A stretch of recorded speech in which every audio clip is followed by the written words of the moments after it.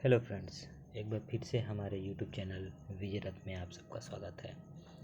हम आशा करते हैं कि जैसे आप लोगों ने हमारा सेट नंबर 1 में साथ दिया था, उसी जोश के साथ आप सेट नंबर 2 में भी हमारे साथ बने रहेंगे। तो दोस्तों, पिछली कड़ी में हमने 25 प्रश्नों का संकलन आपके सामने प्रस्तुत किया था। उसी तरह इस सेट में भी हम भी 25 प्रश्नों का संकलन विगत परीक्षाओं से लेकर के आपके सामने लाए हैं। तो दोस्तों, चलिए ज़्यादा देर करते हुए नहीं, अब चलते हैं हम पहले प्रश्न की तरफ। तो हमारा जो पहला प्रश्न है वो प्रश्न है, वह अगले साल आएगा। वह अगले साल आएगा, इस वाक्य में, ये जो वाक्य है वह अगले साल आएगा, इस वाक्य में कौन सा कारक है? तो फ्रेंड, इस प्रश्न नंबर 1 में आपको कारक बताना है। ऑप्शन है आपके अपादान कारक, दूसरा ऑप्शन है संबंध कारक, तीसरा ऑप्शन है अधिकरण कारक, चौथा ऑप्शन है कर्म कारक। तो दोस्तों, आप अपने अपने ऑप्शंस यहाँ से चूज कर लीजिए।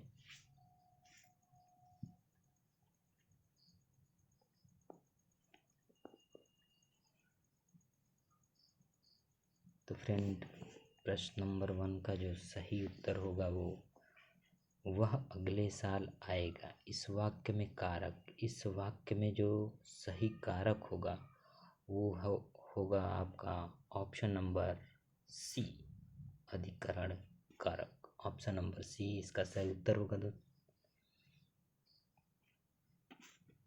चलिए फ्रेंड, चलते हैं हम प्रश्न नंबर 2 की तरफ।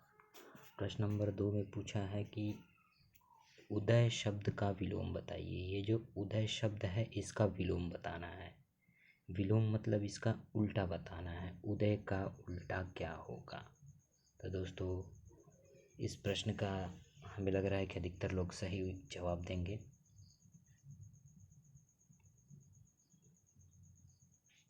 तो फ्रेंड, प्रश्न नंबर 2 का सही आंसर होगा ऑप्शन ए लाल, ऑप्शन बी भासित, ऑप्शन सी बलिष्ठ, ऑप्शन डी अस्त। इन चारों ऑप्शनों में जो सही आंसर होगा वो होगा आपका ऑप्शन नंबर डी अस्त। उदय का विलोम होगा अस्त। चलिए फ्रेंड, चलते हैं प्रश्न नंबर 3 की तरफ।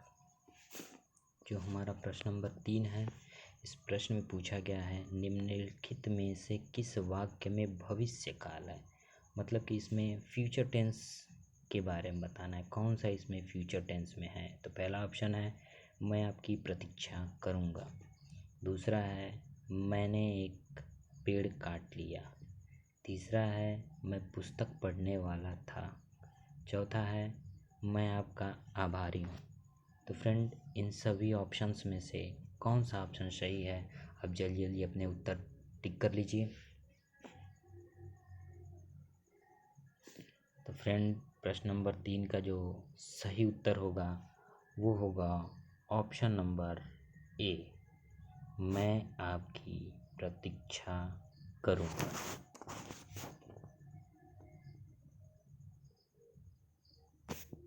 चलते हैं फ्रेंड्स प्रश्न नंबर 4 की तरफ। देखिए, प्रश्न नंबर 4 में सबसे पहले ऊपर दिया है निर्देश। निर्देश के बारे में हम पहले बता चुके हैं कि कुछ प्रश्न जो होंगे वो उनके पहले उनका निर्देश दिया होगा कि वो प्रश्न किस प्रकार पूछे गए हैं। और हमने पहले वीडियो में भी आपको बता दिया है कि आपको प्रश्न की भाषा, किस भाषा में प्रश्न पूछा गया, उस प्रश्न की भाषा को आपको अच्छी तरीके से समझना है, तभी आप प्रश्न को अच्छे तरीके से और पूरे कॉन्फिडेंस के साथ कर सकते हैं। तो इसमें चलिए देखते हैं, जो निर्देश दिए गए हैं वो है प्रश्न संख्या 4 और 5 में लिखित मुहावरे और लोकोक्तियों के सही अर्थ चुनकर। मुहावरे और लोकोक्तियों के सही अर्थ चुनने हैं। तो जो प्रश्न नंबर 4 और 5 होगा, इसमें मुहावरे और लोकोक्तियों के सही अर्थ चुनकर आपको टिक लगाने हैं। जो विकल्प आपका सही होगा उस विकल्प को आपको रंगना है, गोला करना है। चलिए चलते हैं प्रश्न नंबर 4 की तरफ। प्रश्न नंबर 4 हमारा है, ऊँट के मुंह में जीरा। ऊँट के मुंह में जीरा, इसका जो ऑप्शन होगा, बहुत अधिक खाने वाले को बहुत कम देना। दूसरा है जानवर को दवाई देना। तीसरा विकल्प है बड़े प्राणी को सांत्वना देना। चौथा विकल्प है बहुत बड़े प्राणी का भोजन बनना। एक बार फिर हम प्रश्न को दोहरा देते हैं फ्रेंड्स। जो प्रश्न है ऊँट के मुंह में जीरा, इसमें जो प्रश्न दिया गया है ऊँट के मुंह में जीरा, इसका सही अर्थ क्या होगा, उस अर्थ पे, उस वाले विकल्प पे आपको टिक करना है। विकल्प एक बार फिर, बहुत अधिक खाने वाले को बहुत कम देना। दूसरा जानवर को दवाई देना। तीसरा विकल्प है बड़े प्राणी को सांत्वना देना। और चौथा विकल्प है बहुत बड़े प्राणी का भोजन बनना। आई थिंक आप सबने अपने अपने उत्तर चूज कर लिए होंगे। तो फ्रेंड, प्रश्न नंबर 4 का जो सही उत्तर होगा वो होगा ऑप्शन नंबर ए, बहुत अधिक खाने वाले को बहुत कम देना। ऊँट के मुंह में जीरा, इसका जो सही अर्थ होगा वो बहुत अधिक खाने वाले को बहुत कम देना। चलिए फ्रेंड, चलते हैं प्रश्न नंबर 5 की तरफ। जो हमारा प्रश्न नंबर 5 है, इसमें पूछा गया है जूते चाटना, इसका अर्थ क्या होगा। जो प्रश्न नंबर 5 है, जूते चाटना, इसका अर्थ क्या होगा। आपके विकल्प हैं, विकल्प नंबर 1 इधर उधर घूमना। विकल्प नंबर 2 घूस देना। विकल्प नंबर 3 जूतों को चमकदार बनाना। और विकल्प नंबर 4 खुशामद करना। तो फ्रेंड्स, इन चारों विकल्प में से जो सही विकल्प है, आप अपने सही विकल्प को चुन लीजिए।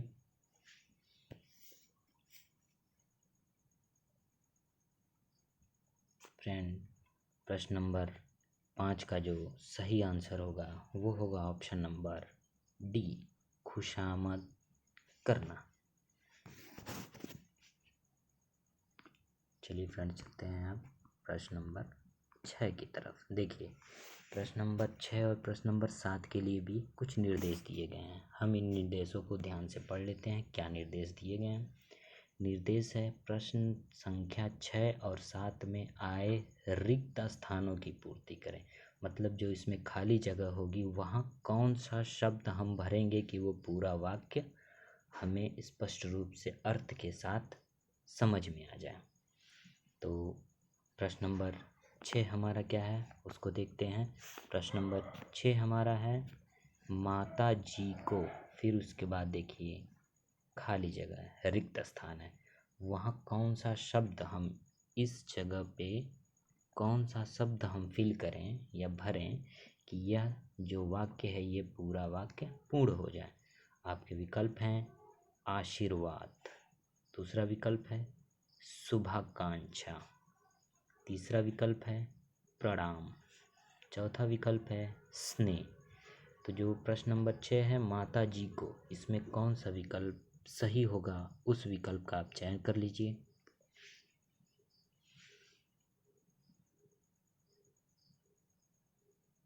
तो दोस्तों, प्रश्न नंबर 6 का जो सही उत्तर होगा वो होगा विकल्प नंबर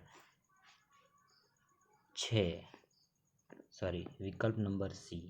माफ़ कीजिएगा दोस्तों, प्रश्न नंबर 6 का जो विकल्प नंबर सी है वो सही उत्तर होगा, माता जी को प्रणाम। चलिए फ्रेंड्स, चलते हैं प्रश्न नंबर 7 की तरफ। प्रश्न नंबर 7, इसमें भी देखिए रिक्त स्थान दिया गया है। उस रिक्त स्थान में हमको नीचे दिए गए विकल्पों में से सही विकल्प का चयन करना है। प्रश्न नंबर 7 है ऐसा व्यक्ति जिसके आने का दिन और समय पहले से निश्चित नहीं होता, रिक्त स्थान है, कहलाता है। मतलब ऐसा व्यक्ति जिसके आने का दिन और समय कोई निश्चित नहीं होता है, वह क्या कहलाता है। आपके विकल्प हैं। विकल्प नंबर 1 है अभ्यागत, विकल्प नंबर 2 है गणमान्य, विकल्प नंबर 3 है अतिथि और विकल्प नंबर 4 है असामयिक। तो फ्रेंड, इन चारों विकल्प में से कौन सा ऐसा विकल्प होगा जो इस खाली स्थान, रिक्त स्थान को अर्थ के साथ पूर्ण कर दे? ऐसा व्यक्ति जिसके आने का दिन और समय पहले से निश्चित नहीं होता। तो फ्रेंड्स, अपने अपने ऑप्शंस को आप चूज कर लीजिए और इसका जो सही उत्तर होगा वो होगा ऑप्शन नंबर सी, अतिथि।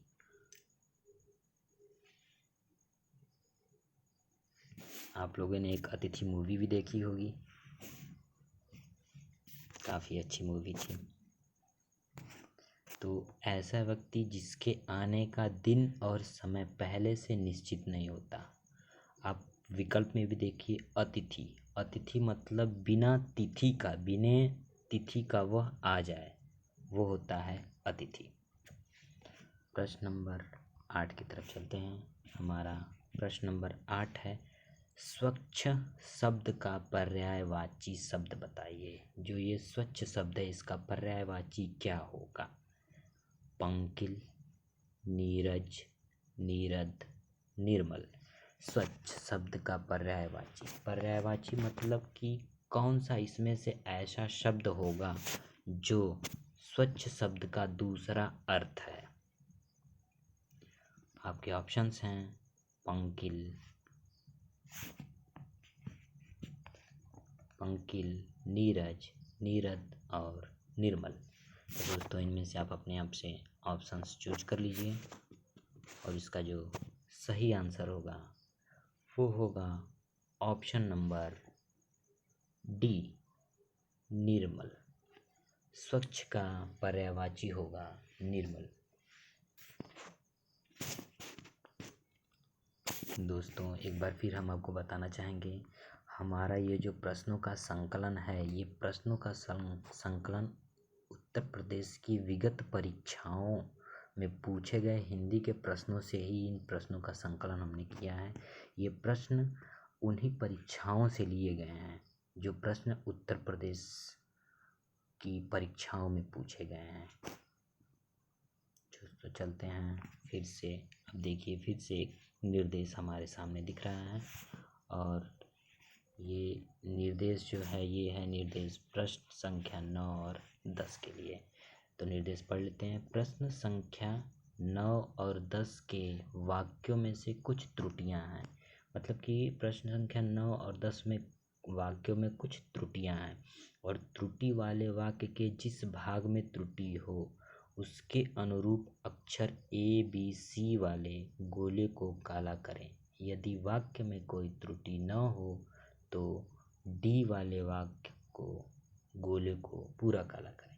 मतलब कि दोस्तों, प्रश्न संख्या 9 और 10 में कोई वाक्य दिया गया है, उस वाक्य को अलग अलग पार्ट में, मतलब एक बड़े वाक्य को कई भागों में बांट करके उस वाक्य को लिखा गया है और उस वाक्य के किस भाग में आपको त्रुटि दिख रही है उस त्रुटि वाले विकल्प को आपको गोला करना है। तो प्रश्न नंबर 9 में जो है वो है एक वाक्य, मुझे कल 2 किलो लीची खरीदने हैं और लास्ट में आपका दिया गया है कोई त्रुटि नहीं। मतलब कि ये जो वाक्य आपका दिया गया है, मुझे कल 2 किलो लीची खरीदने हैं, अगर इस वाक्य के किसी भाग में आपको कोई त्रुटि दिख रही है तो आप उस वाले भाग वाले ऑप्शन को आप काला कर सकते हैं अपने आंसर पुस्तिका पे। लेकिन अगर आपको कोई त्रुटि नहीं दिख रही है तो आप अपने उत्तर पुस्तिका पे जो डी वाला ऑप्शन होगा उसको काला कर लेंगे, क्योंकि डी वाले ऑप्शन में आपका लिखा है कि कोई त्रुटि नहीं। तो फ्रेंड्स, प्रश्न नंबर 9 में पूछा गया है मुझे कल 2 किलो लीची खरीदने हैं, इसमें से किस भाग में आपको त्रुटि है और अगर नहीं त्रुटि है तो वो आपका कौन सा भाग होगा, आप अपने अपने विकल्प को चुन लीजिए फ्रेंड्स। और प्रश्न नंबर 9 का जो सही विकल्प होगा वो होगा विकल्प नंबर डी, कोई त्रुटि नहीं। इस वाक्य में कोई त्रुटि नहीं है। मुझे कल 2 किलो लीची खरीदने हैं। ये वाक्य पूर्ण रूप से सही है। अब चलते हैं प्रश्न नंबर 10 की तरफ। प्रश्न नंबर 10 में भी वैसे ही एक वाक्य को कई भाग में बांटा गया है। तो आपका प्रश्न नंबर 10 है, अपने अपने किताबें बस्ते में डाल लो, कोई त्रुटि नहीं। अपने अपने किताबें बस्ते में डाल लो। आपका विकल्प है विकल्प नंबर 1, अपने अपने किताबें। विकल्प नंबर 2, बस्ते में। विकल्प नंबर 3, डाल लो। और विकल्प नंबर 4, कोई त्रुटि नहीं। तो फ्रेंड्स, इस प्रश्न में अपने अपने किताबें बस्ते में डाल लो, कोई त्रुटि नहीं, इस भाग में से किस भाग में त्रुटि है वो आपको विकल्प चुनना है और उस विकल्प पे आपको टिक करना है। तो फ्रेंड, अपने अपने विकल्प चुन लीजिए।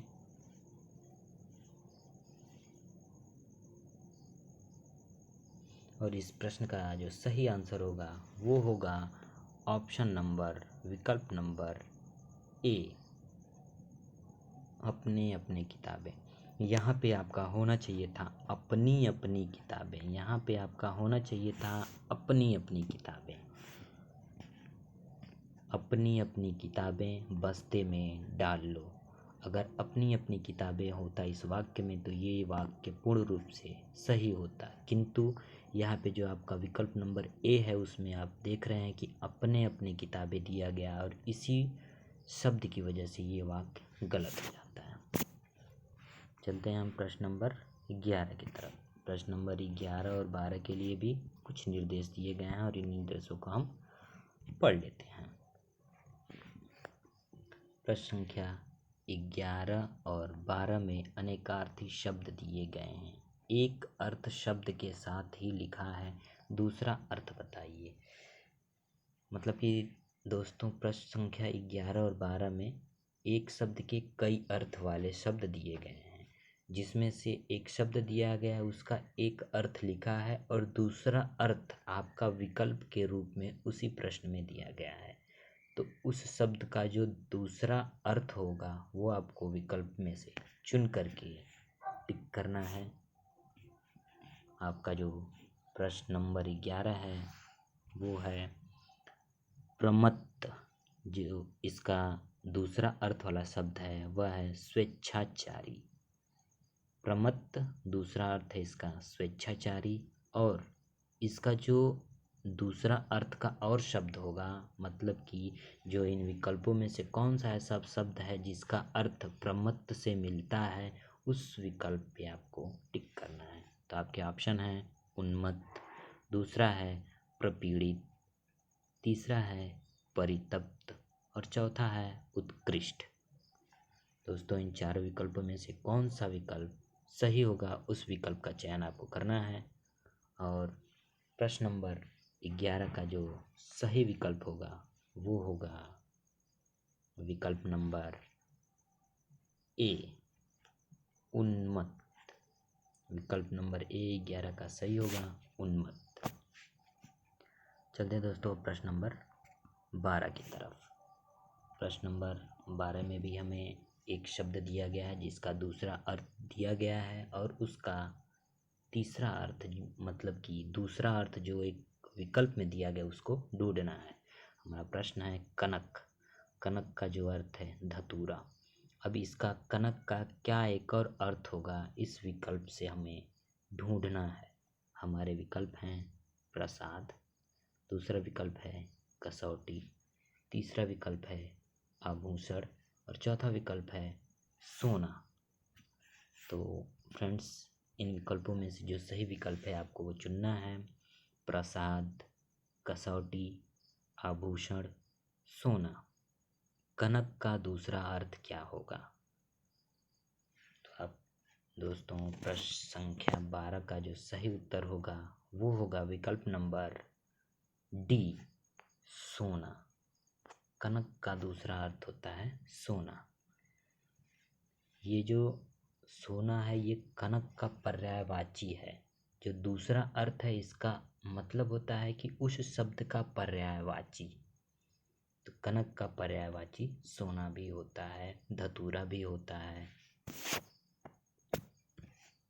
चलते हैं दोस्तों प्रश्न नंबर 13 की तरफ। प्रश्न नंबर 13 है हमारा, इसमें पूछा गया है संधि विच्छेद करना है। तो हमारा प्रश्न नंबर 13 है, यह है रीत्यनुसार। रीत्यनुसार शब्द का संधि विच्छेद करना है।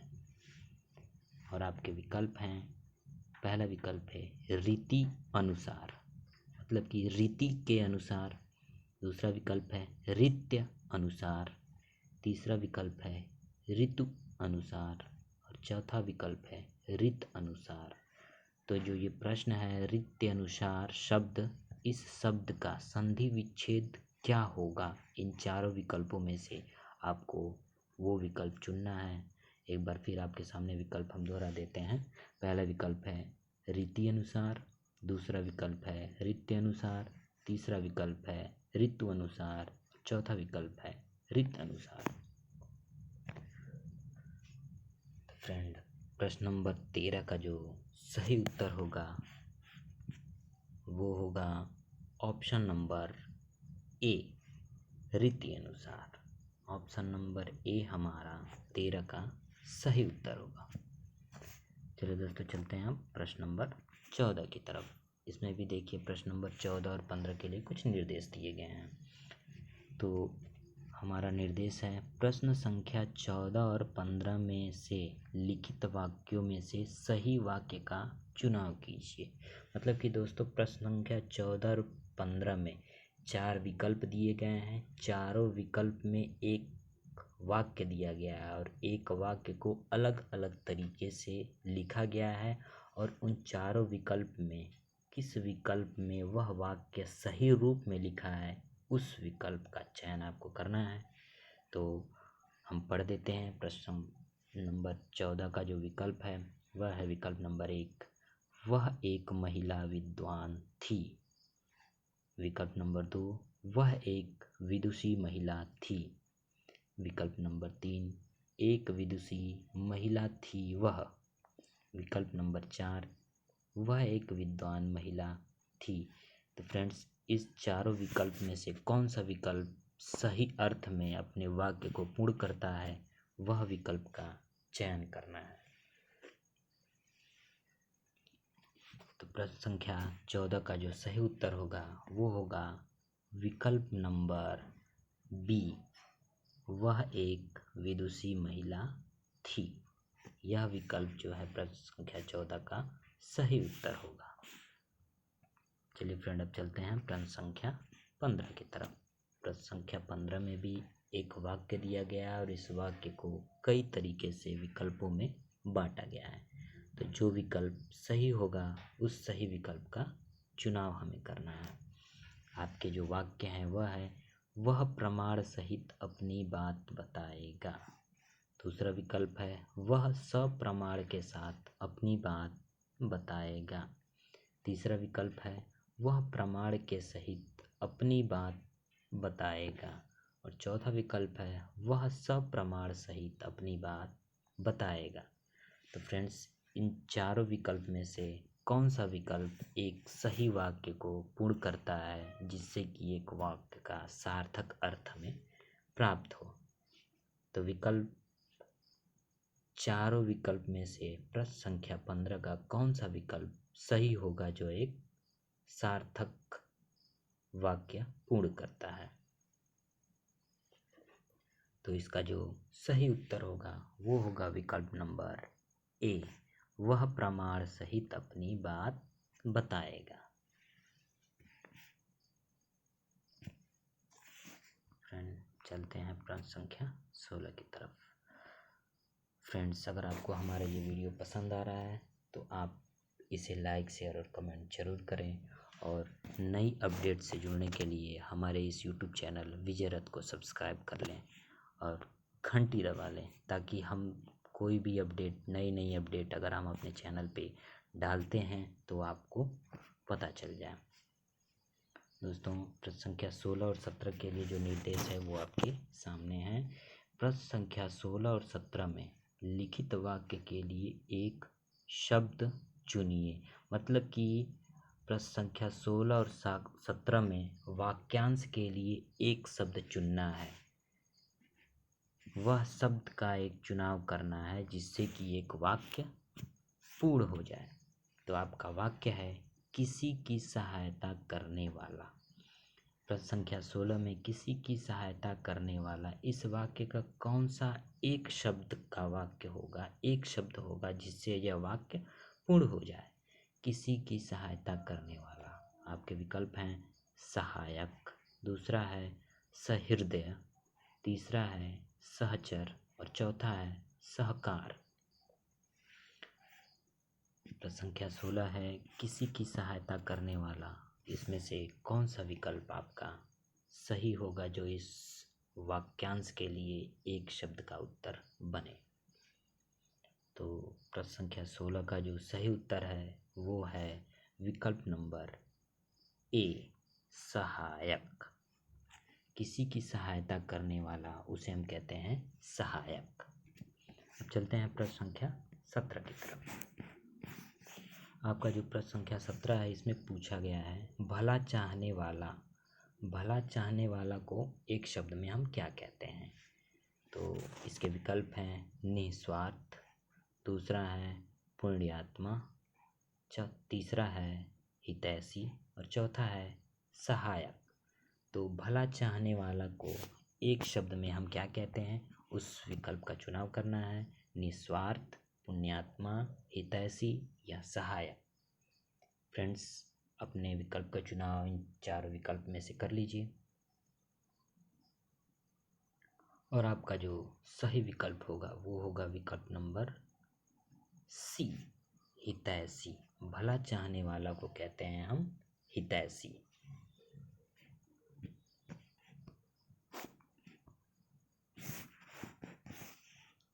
चलते हैं प्रश्न संख्या 18 की तरफ। प्रश्न संख्या 18 है, माफ कीजिएगा दोस्तों, प्रश्न संख्या 18 है अखिया। यहाँ होगा आपका अखियाँ, यहाँ अखियाँ लिखा हुआ है, यहाँ अखियाँ लिखा हुआ है, ये मिसप्रिंट हो गया है, माफ कीजिएगा। अखियाँ हरि दर्शन की भूखी, अखियाँ हरि दर्शन की भूखी, कैसे रहे रूप रस रांची, ए बतिया सुनी रूखी। मतलब कि इस जो पंक्ति, ये जो पद्य की पंक्ति दी गई है, इसमें कौन सा रस है, उस रस का चुनाव करना है। एक बार फिर से आपके सामने हम प्रश्न पढ़ देते हैं। ये जो अखियाँ लिखा है ये हमारे टेक्निकल टीम की वजह से कुछ गड़बड़ी हो गई है। तो यहाँ पे होगा अखियाँ हरि दर्शन की भूखी, अखियाँ हरि दर्शन की भूखी, कैसे रहे रूप रस रांची, ए बतिया सुनी रूखी। इस पद्य की पंक्ति में कौन सा रस है, उस रस का चुनाव करना है। और आपके विकल्प हैं वीर रस, दूसरा है वियोग श्रृंगार रस, तीसरा है शांत रस और चौथा है संयोग श्रृंगार रस। वीर रस, वियोग श्रृंगार रस, शांत रस और संयोग श्रृंगार रस। फ्रेंड, इसमें आपका जो विकल्प होगा, सही विकल्प होगा, वो होगा विकल्प नंबर बी, वियोग श्रृंगार रस। वियोग मतलब उससे बिछड़ रहे हैं और श्रृंगार रस भी है। चलते हैं आप प्रश्न संख्या 19 की तरफ। प्रश्न संख्या 19 है, इसमें जो है विद्वान शब्द का स्त्रीलिंग क्या होगा। इसमें जो ये विद्वान शब्द दिया गया है, इस विद्वान शब्द का हमें स्त्रीलिंग बताना है। और आपके विकल्प हैं, प्रथम विकल्प है विदुषी, द्वितीय विकल्प है विद्वंती, तृतीय विकल्प है विद्यामती और चतुर्थ विकल्प है विद्यावंती। तो फ्रेंड, जो प्रश्न संख्या हमारा 19 है, इस 19 प्रश्न में विद्वान शब्द का स्त्रीलिंग क्या होगा वह हमें बताना है। विदुषी, विद्वंती, विद्यामती और विद्यावंती। तो फ्रेंड आप अपने विकल्प का चुनाव कर लीजिए और आपका जो विद्वान का स्त्रीलिंग होगा उसका जो सही विकल्प होगा वो होगा विकल्प नंबर ए। विदुषी आपका विद्वान का स्त्रीलिंग होगा।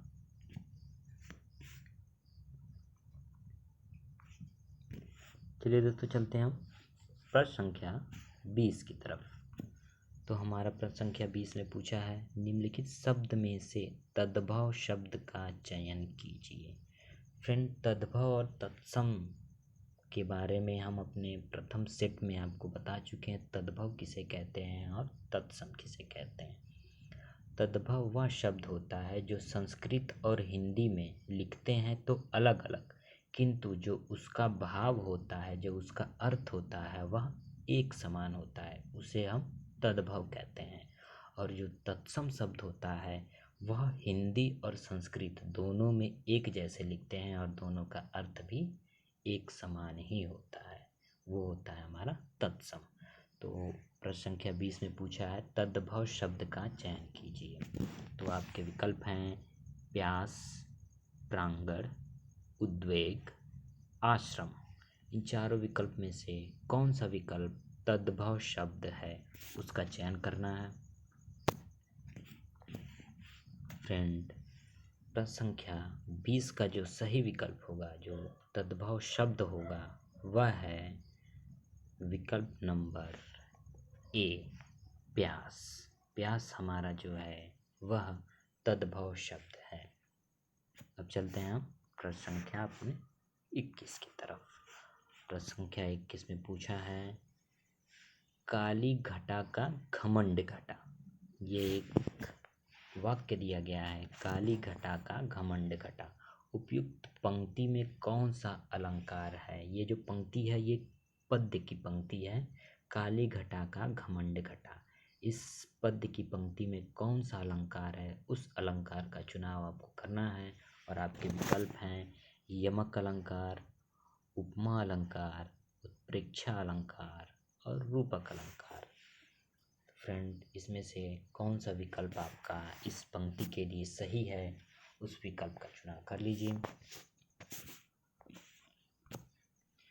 दोस्तों, हम आपको एक बार और बता दें कि आप कुछ ही दिनों में हम अपने इस YouTube चैनल पे हिंदी की जो महत्वपूर्ण तथ्य हैं, हिंदी के जो महत्वपूर्ण तथ्य हैं जैसे संधि समास, रस, छंद, अलंकार, इन सब के बारे में हम क्लासेस शुरू करने वाले हैं।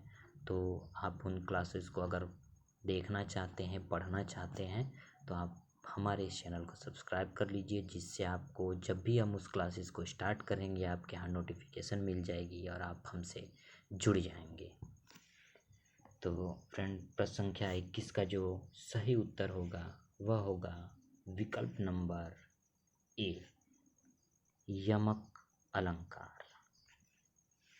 काली घटा का घमंड घटा है, इस पंक्ति में जो सही अलंकार है वह है यमक अलंकार। अब चलते हैं प्रश्न संख्या 22 की तरफ। प्रश्न संख्या 22 में जो पूछा है वह है चाकू शब्द का बहुवचन क्या होगा।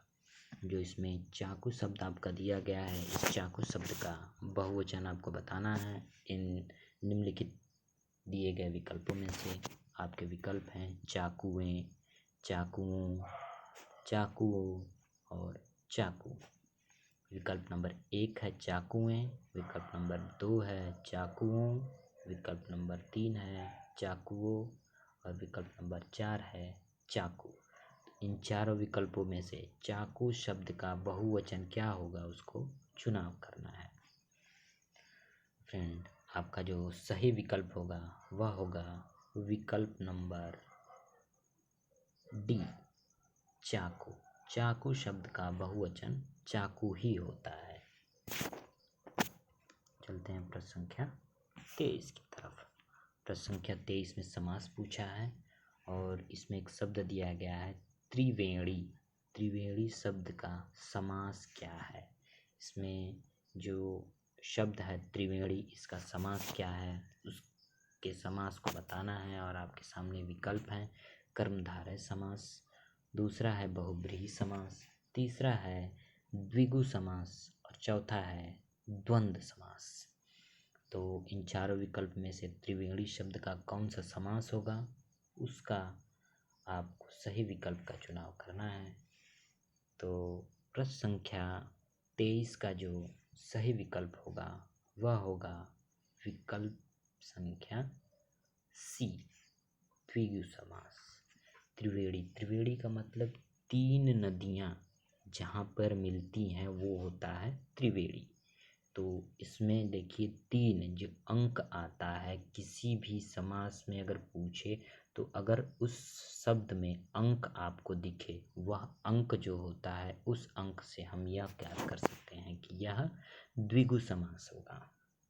तो इसमें त्रिवेणी मतलब कि तीन नदियाँ जहाँ मिल रही हैं उस स्थान को त्रिवेणी कहते हैं। और ये इसमें कौन सा समास होगा, वह होगा हमारा द्विगु समास। चलते हैं प्रश्न संख्या 24 की तरफ। प्रश्न संख्या 24 में है निम्नलिखित विकल्प में से तत्सम शब्द का चयन कीजिए। जैसा कि दोस्तों आपको ज्ञात है तत्सम तद्भव किसे कहते हैं, तो इस दिए गए विकल्प में से तत्सम शब्द किसे कहते हैं उसे बताना है। आपके विकल्प हैं तीखा, दूसरा विकल्प है अटारी, तीसरा विकल्प है निकृष्ट और चौथा विकल्प है गहरा। तो दोस्तों इन विकल्पों में से आप सही विकल्प का चुनाव कर लीजिए जो तत्सम शब्द है। तो प्रश्न संख्या 24 का जो सही उत्तर होगा वो होगा ऑप्शन नंबर सी, निकृष्ट। ऑप्शन नंबर सी, निकृष्ट, यह तत्सम शब्द है। चलते हैं फ्रेंड अब लास्ट अपने 25वें क्वेश्चन पे। तो हमारा जो 25वां क्वेश्चन है इसमें पूछा है अत्याधिक व्यस्तता से जीवन में निरस्ता आती है। निम्नलिखित वाक्य में अत्याधिक की शुद्ध वर्तनी कौन सी है। जो ये शब्द लिखा है अत्याधिक, ये जो शब्द आपका लिखा है अत्याधिक, इस अत्याधिक शब्द की शुद्ध वर्तनी दिए गए विकल्पों में से कौन सी है। मतलब कि दिए गए विकल्प में कौन सा शब्द अत्याधिक का शुद्ध है, उस शब्द को आपको चुनाव करना है कि अत्याधिक के स्थान पे कौन सा शुद्ध शब्द हम वहाँ पे लिखेंगे जिससे यह वाक्य अर्थ के साथ पूर्ण हो जाए। अत्याधिक व्यस्तता से जीवन में नीरसता आ जाती है।